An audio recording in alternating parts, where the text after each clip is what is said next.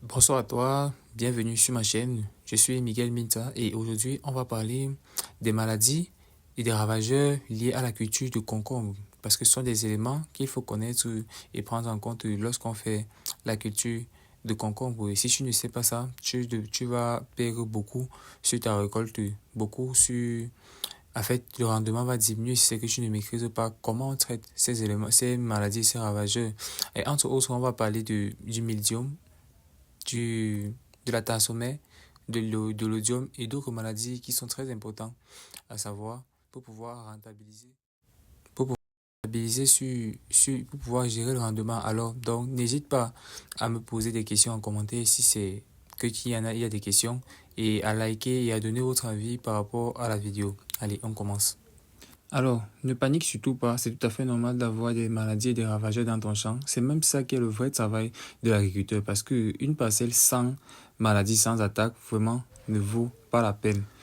Et donc, si tu sais les reconnaître tôt et que tu as de bonnes méthodes, tu vas transformer en fait ces attaques en gros rendement parce que en utilisant des engrais, en utilisant des méthodes, les méthodes archaïques, tu pourras traiter les maladies et en même temps aussi améliorer ton rendement. Donc, c'est ça l'astuce.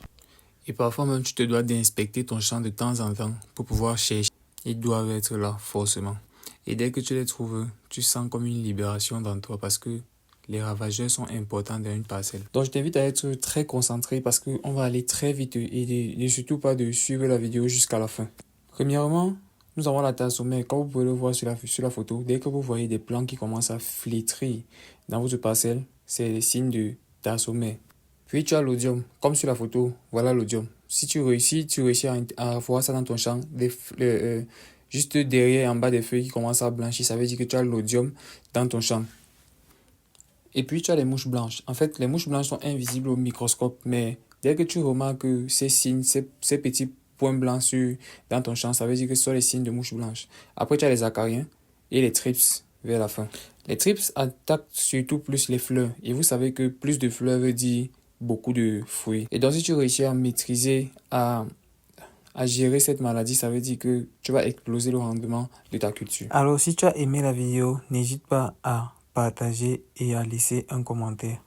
Et aussi de t'abonner pour me donner de la force et pour m'encourager à faire encore beaucoup plus de vidéos.